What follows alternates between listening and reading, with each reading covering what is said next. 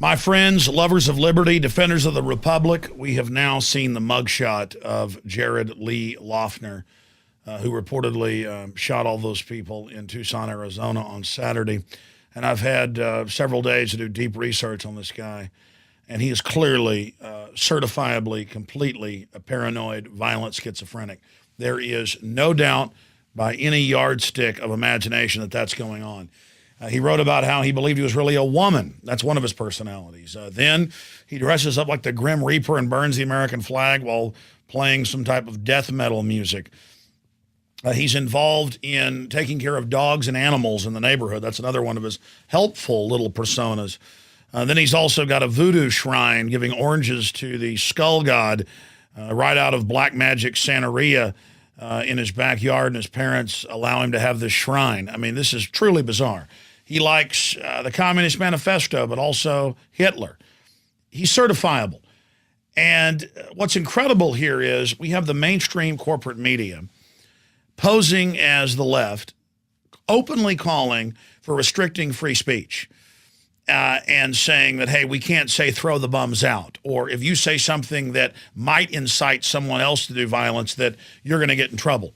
The end of the First Amendment. It doesn't matter that we have Joe Manchin of West Virginia, the governor, and others running TV ads, shooting bullets through the cap and trade bill, or Obama saying, if Republicans bring a knife to the fight, we bring a gun. I mean, this is part of the nomenclature, part of political discourse. The fact is, most of these mass shooters have been on serotonin reuptake inhibitors. We haven't found out yet if the Tucson, Arizona Grim Reaper nut, as I'm calling him, was on them. But activists and medical doctors battled for years to force drug makers to put on the labels of Prozac and other drugs in the same family that it does cause suicide, that it does cause psychotic breaks. And in almost every case, mass shooters, Harris, Klebold, Kip Kinkle, the list goes on and on. These people are on these drugs. His friends, people at the schools had called the police. They'd been to his house but didn't serve a search warrant when he was threatening people. So the warnings were there. We don't need more laws. When Cain reportedly killed Abel, they didn't charge the rock, or they didn't have a restriction on rocks. They, went after Cain for what he did. It's very, very simple, but this is the larger issue. We are seeing a brazen attempt by the controlled media paradigm to engage in divide and conquer, or balkanization, to blame the left wing, to blame the right wing, to blame other people's ideas for what happened, and to sell the idea that speech is evil and dangerous. And I'm really pretty freaked out by the so-called establishment left openly endorsing and calling for all sorts of draconian attacks on free speech in this country. Hoping to make it a federal crime for a person to use language or symbols that could be perceived as threatening or inciting violence. Seeing the government as an enemy. Alex Jones' website and by Ron Paul. All the vitriol that we hear inflaming the American public by people who make a living off of doing that. Do you think you can get your colleagues in the wake of this tragedy to look at those magazines? I'm hoping that I can, but you know the way Washington is. It's going to be a battle, and they shouldn't be allowed for an ordinary citizen to own.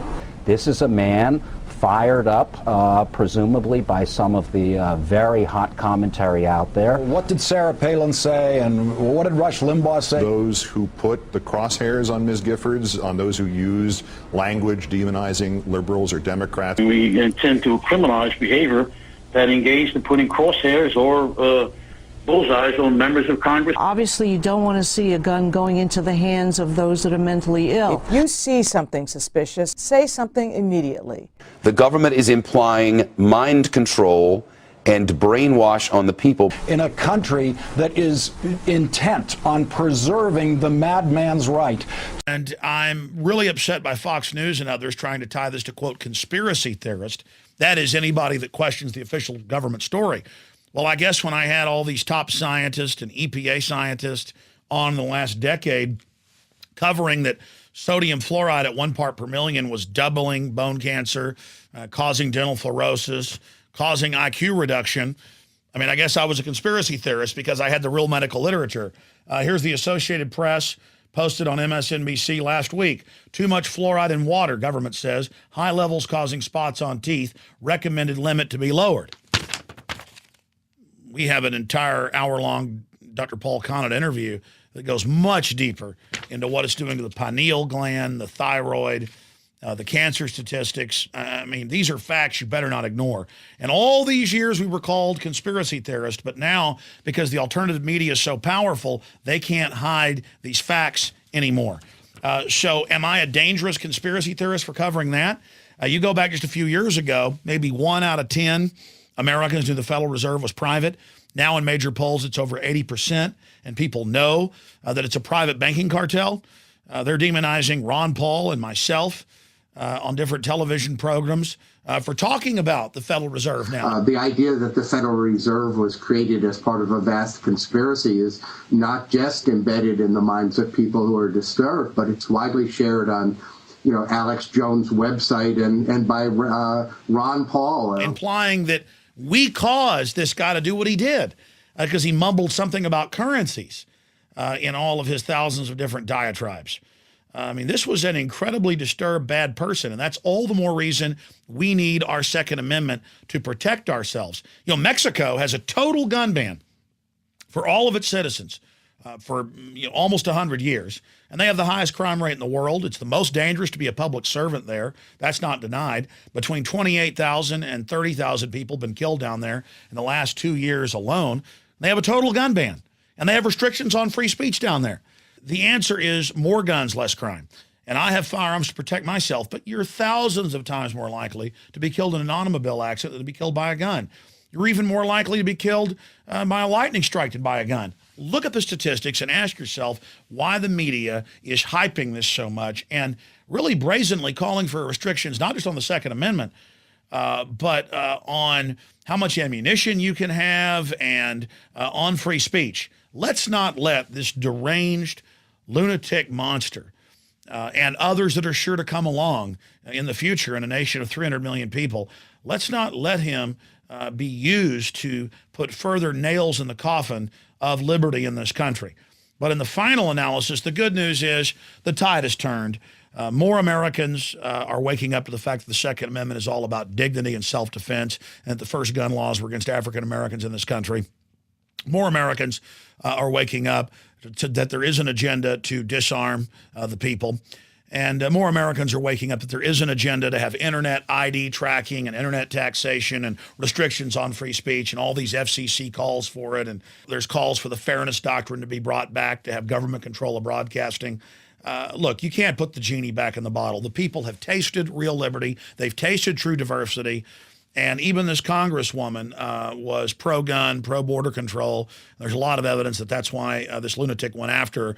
I mean, if you've got to weigh all his political gibberings and ramblings, you've got to say he was more, quote, liberal than he would be conservative. I mean, thought he was a woman, loved the Communist Manifesto, was engaged. His friends called him super liberal, but you can't blame liberals for this guy.